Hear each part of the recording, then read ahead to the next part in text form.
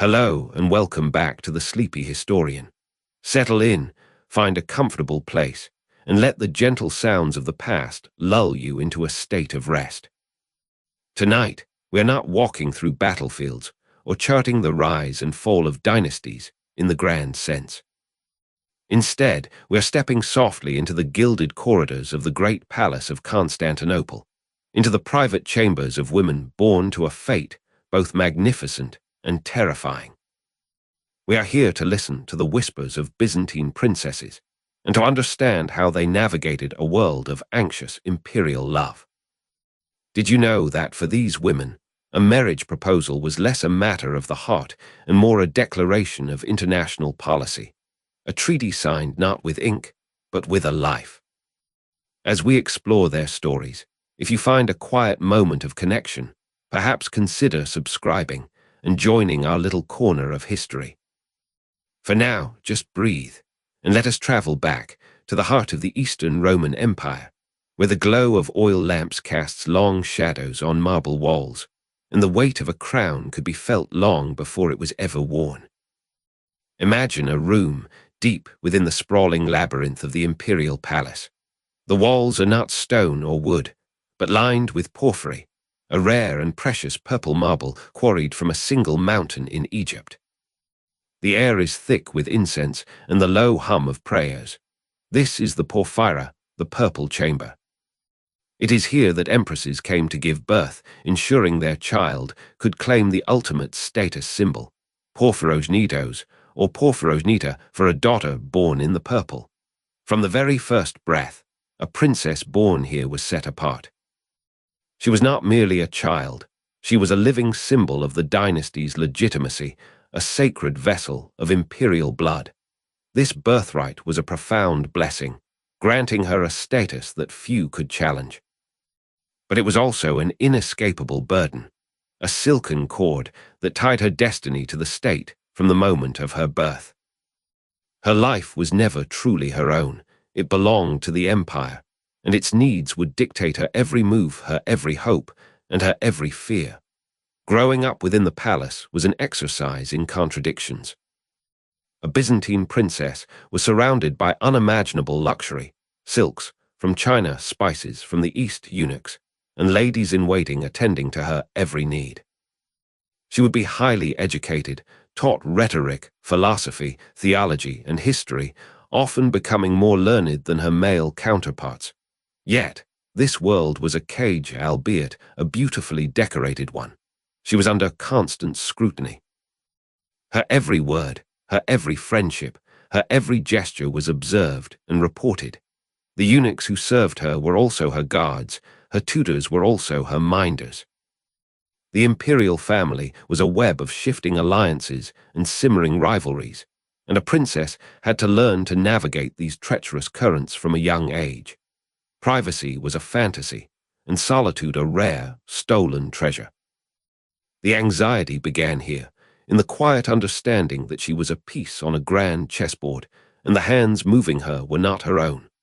This anxiety crystallized around the subject of marriage. For a porphyrogenita princess, love was a foreign concept, a dangerous indulgence read about in ancient poems. Her marriage was the single most important diplomatic tool the empire possessed. It could seal an alliance with a powerful neighboring kingdom, pacify a troublesome barbarian chieftain on the frontier, or consolidate power within a rival domestic family.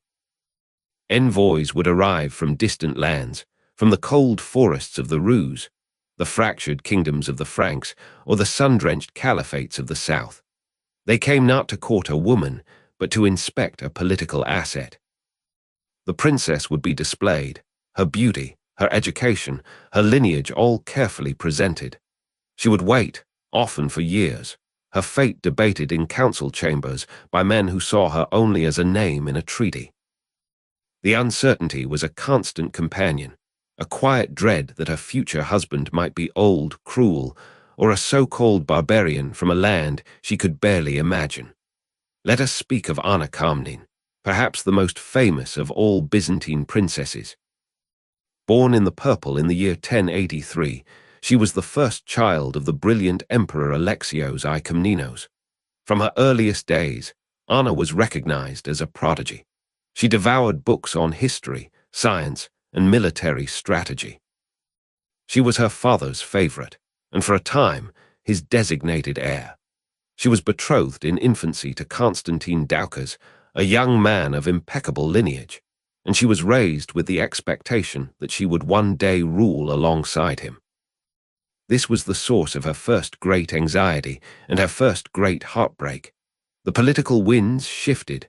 Her younger brother John was born, and suddenly, Anna's path to the throne was blocked. Her fiancé was sidelined, and her own future became uncertain. Her brilliant mind, which she had been encouraged to cultivate, was now seen not as an asset, but as a potential threat. She possessed the ambition of an emperor, but was trapped in the body of a princess. Her father, Alexios, ever the pragmatist, arranged a new marriage for her. Her husband was to be Nikephoros Bryennios the Younger, a capable general and historian from a powerful aristocratic family. The match was politically astute. It neutralized a potential rival family by bringing them into the imperial fold. For Anna, it was a bitter pill. She respected Nikephoros' intellect, but he was not the co-emperor of her childhood dreams. He was a replacement, a symbol of her demotion. Their relationship, by all accounts, was one of cool, professional respect rather than affection. The love she craved was not romantic, but the love of power, the love of the empire she felt she was born to rule. Her marriage was a constant, daily reminder of what she had lost. This anxious union, a partnership of minds but not hearts, would define her adult life, forcing her to seek other avenues for her formidable ambition, avenues that would lead her down a very dangerous path. Upon her father's death in 1118, Anna's simmering resentment and ambition boiled over. She saw her brother, John II Komnenos, as a usurper. In her eyes, he was less capable, less intelligent, and less deserving of the throne than she was. With her mother, the Empress Irene Doukaina, she hatched a plot to assassinate John and place her husband Nikephoros on the throne. It was a desperate gamble, born of a lifetime of frustrated ambition. But the plot was clumsy, and crucially, her own husband hesitated at the final moment, refusing to commit treason. The conspiracy failed spectacularly. Anna was disgraced, stripped of her properties, and forced into a monastery. Here, in the quiet solitude of the cloister, her imperial love, her anxious obsession with power, finally had to find a new outlet. She could no longer rule the empire, so she decided to write its history. Her coping mechanism became her legacy.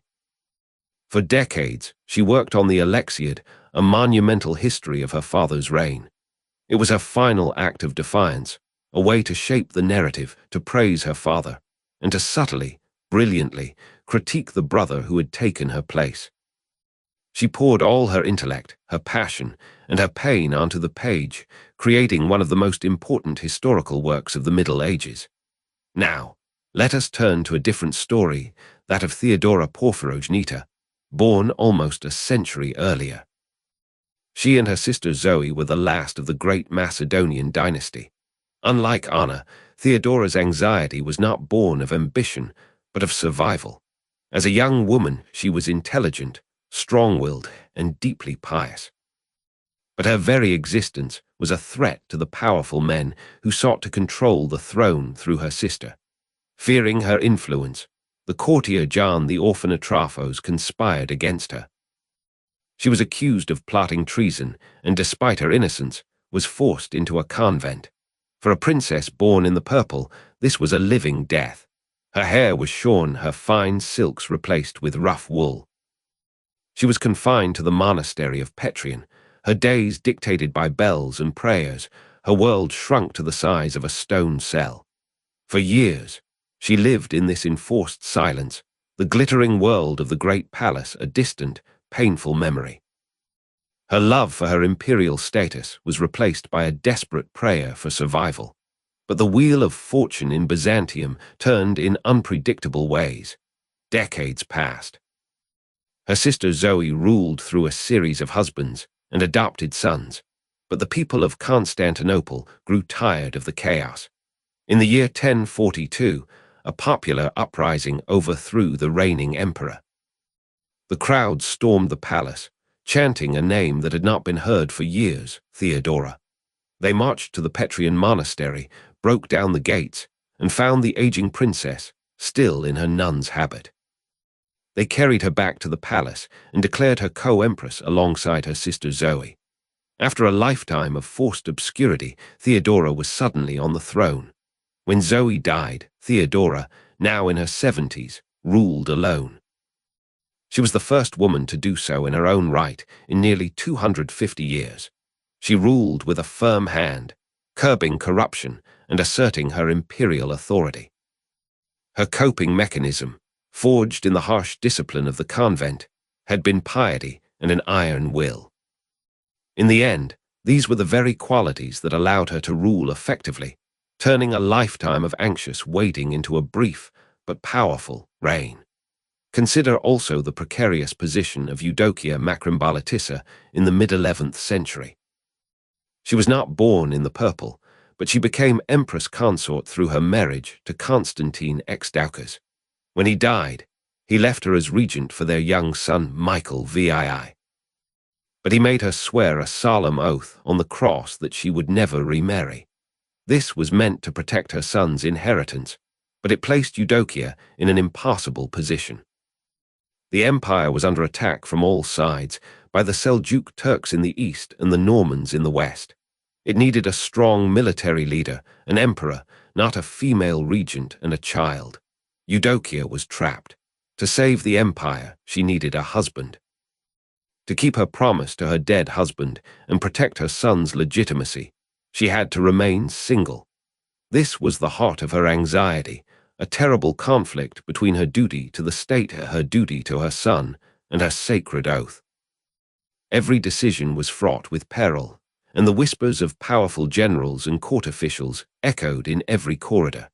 Eudokia, a masterful politician, found a clever way out of her dilemma. She knew she had to break her oath, but she had to do it in a way that seemed legitimate and necessary. She secretly chose her candidate, the handsome and capable general Romanos Diogenes.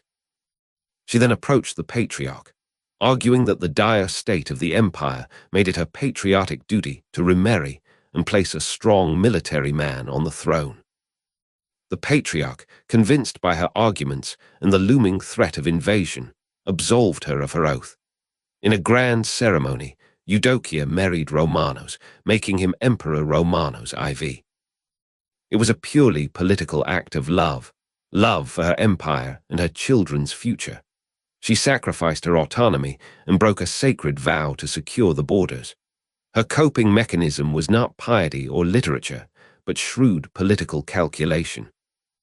She used the institution of marriage, the very thing that so often trapped imperial women, as her tool for survival and power, a high-stakes gamble to protect her family and her world.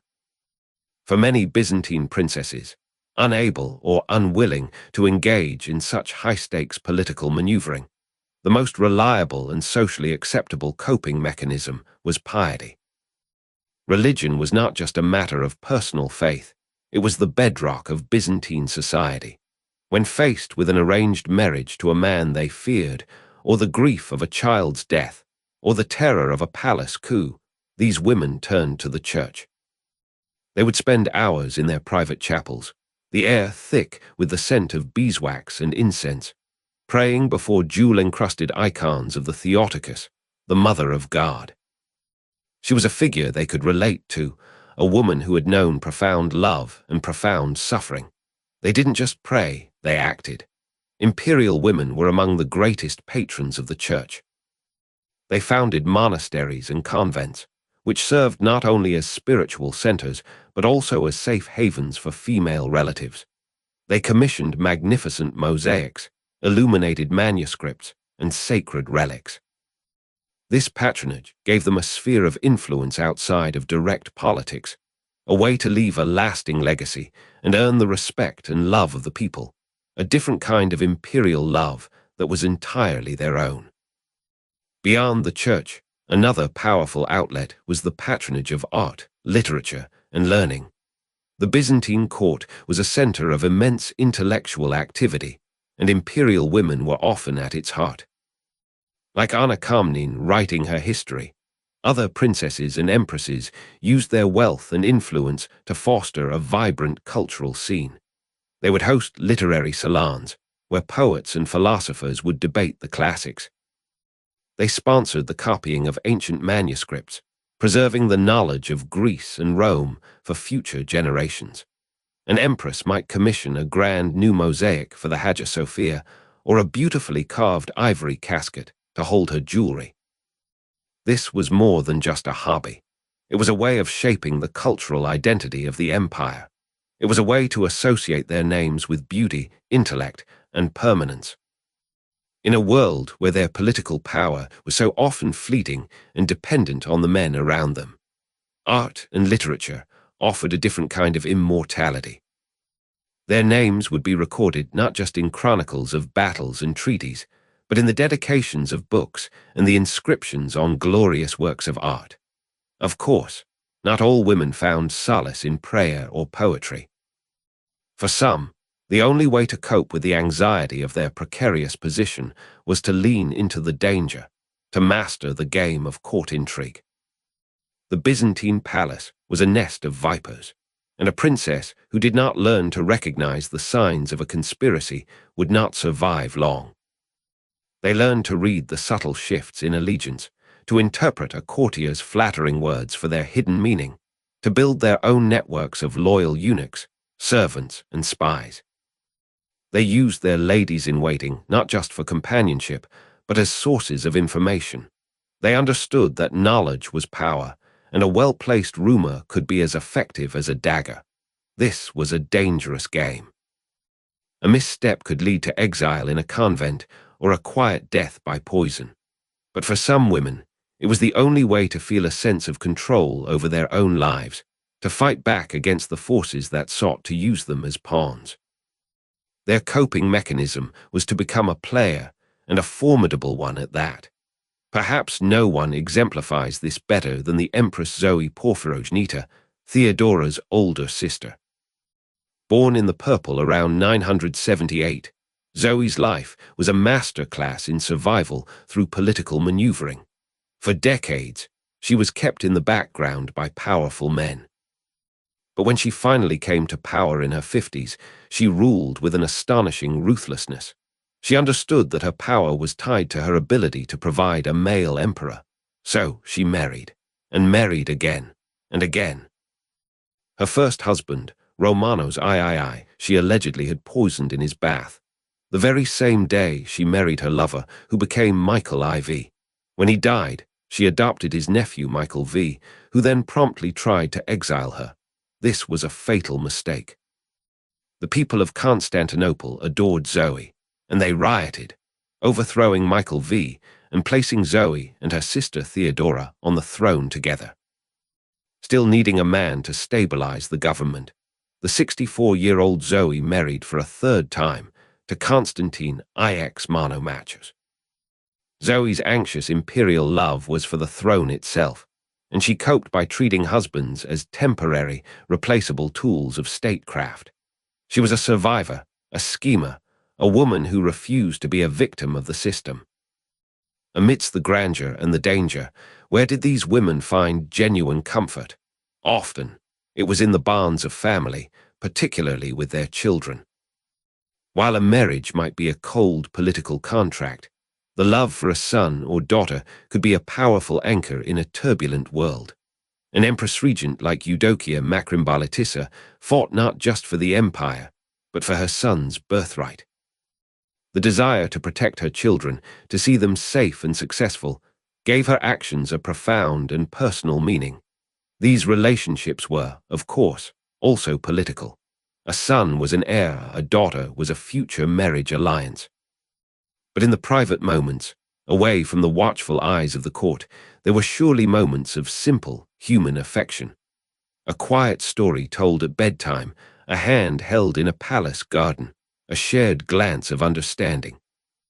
These small connections, these private family alliances, could provide the emotional sustenance needed to endure the immense pressures of their public lives. This was a love that was not for the empire, but for the person, a rare and precious thing in the Byzantine court, and so they sought out moments of peace wherever they could be found. Perhaps it was in the imperial gardens, walking among fountains and fragrant rose bushes, the high walls of the palace muffling the sounds of the city. Here, for a moment, a princess could feel the sun on her face and forget she was a political pawn. Perhaps it was in music, listening to the ethereal chants in her private chapel, or the gentle melody of a lyre played by a lady-in-waiting. Or perhaps it was in the simple, repetitive act of embroidery, her needle weaving threads of silk and gold into beautiful patterns, a small world of color and order that she alone could control. These were the small acts of self-preservation, the quiet ways they coped with the constant, grinding anxiety of their existence. They were not grand gestures that would be recorded in the histories, but they were essential for survival. They were the deep breaths taken before stepping back into the gilded cage, the brief moments of stillness that made the weight of the crown bearable for another day. In the end, the stories of these Byzantine princesses are tales of incredible resilience. They were born into a world that sought to define them, to use them, and to constrain them. They were women who were expected to be silent symbols, but who found ways to speak, to act, and to rule. They coped with the anxieties of their loveless political marriages and the constant threat of intrigue through a remarkable variety of strategies. Some, like Anna Karenin, turned to literature, shaping the memory of their time. Others, like Theodora, found strength in piety and an unbending will. Still others, like Eudokia and Zoe, became masters of the political game they were forced to play. They were patrons, plotters, saints, and scholars.